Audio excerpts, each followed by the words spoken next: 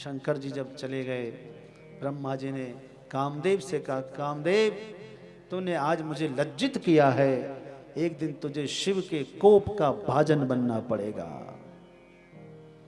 शिव के क्रोध का तुझे सामना करना पड़ेगा। सब लोग तो वहां से चले गए। ब्रह्मा जी ने अपने पुत्र वशिष्ठ से कहा कि जरा पता करो कि संध्या का क्या हुआ। और वशिष्ठ मुनि भेष बदलकर संध्या के पास आए।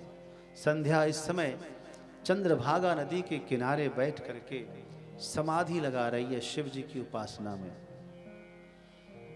लेकिन अभी भी उनको पता नहीं कि कैसे उपासना करनी है, कैसे भक्ति करनी है।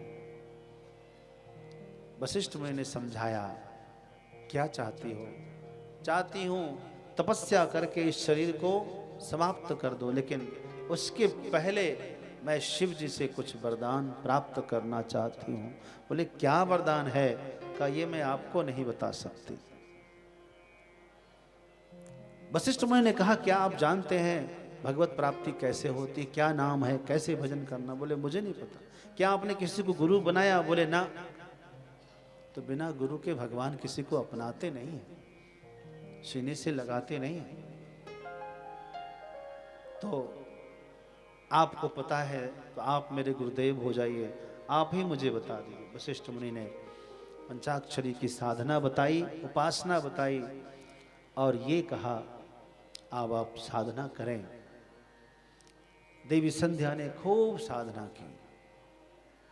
इतनी साधना, नित्य प्रति पार्थिव शिवलिंग बनाना, सुबह से शाम तक अभ्यर्चना करना, वंदना करना और शिव मंत्र का जाप करना, रुद्राक्ष पहनना, त्रिपुंड लगाना, इस तरह से उपासना उनकी शुरू हो गई।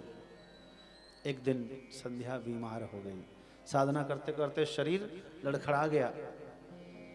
सुबह सुबह आज शिव जी की सोमवार की साधना करनी है, लेकिन शरीर उठा ही नहीं।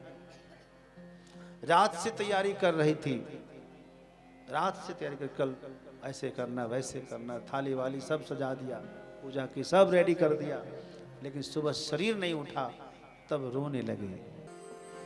संध्या के करुण पुकार पर शिवजी रह नहीं सके।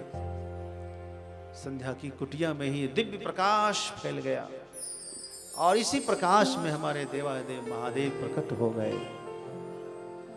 संध्या ने लेटे लेटे प्रणाम, उठने की कोशिश की।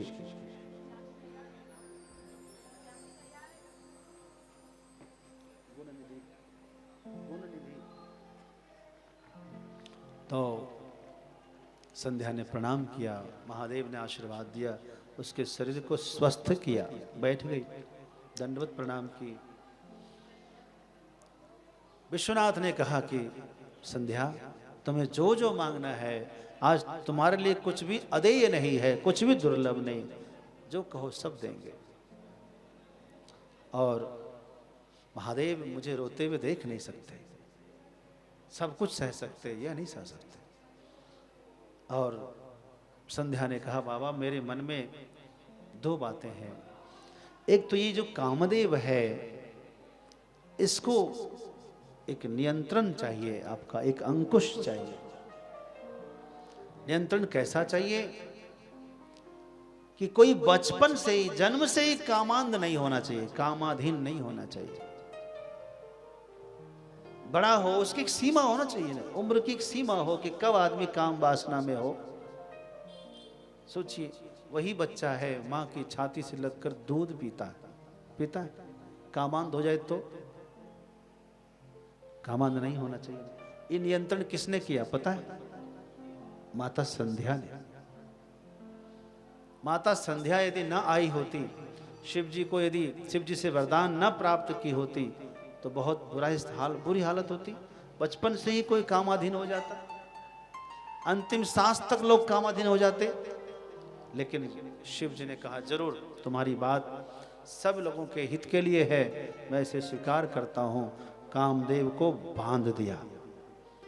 बाल्यावस्था में नहीं, किशोरावस्था में नहीं, युवावस्था में, प्रौढ़ावस्था में काम अपने रहे चरम पर। वृद्धावस्था और बाल्यावस्था को छोड़ दिया कामदेव ने शिव जी के कहने पर। दूसरा क्या चाहती हो? बाबा मैं चाहती हूँ अब ये शरीर न रहे, दूसरा शरीर मिले तब मैं जीऊं। शिव जी ने कहा ठीक है, तुम इसी नदी के किनारे किनारे जाओगे तो तुम्हें ऋषि मेघातिथि का आश्रम मिलेगा।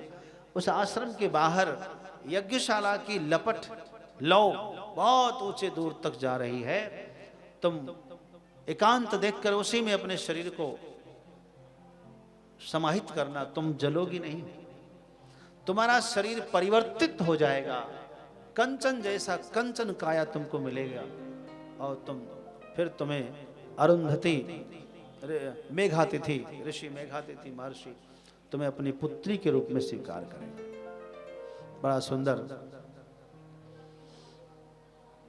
ऐसा ही हुआ। शिव जी के चले जाने के बाद देवी संध्या उसी नदी के किनारे किनारे जाती रही। दूर से किसी गांव में दिखाई दिया अग्नि की लपट, समझ गई वहां जाती है।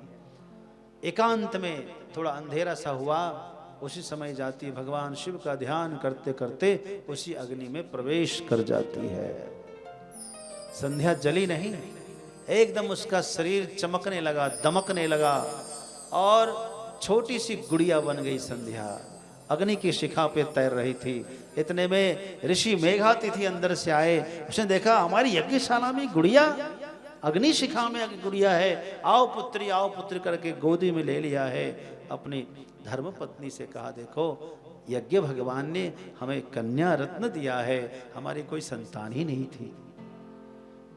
नाम रखा उसका अरुंधति। अरुणिमा की तरह लाल लाल कांति से युक्त थी, सुंदर शरीर था, नाम रखा अरुंधति। वशिष्ठ मुनि से उनका विवाह हुआ। बंधुओं, इस प्रकार जो है हम लोग यही कामना करें कि भोले बाबा कभी ऐसी कृपा करना, मेरे सिर पर भी अपना हाथ रख देना।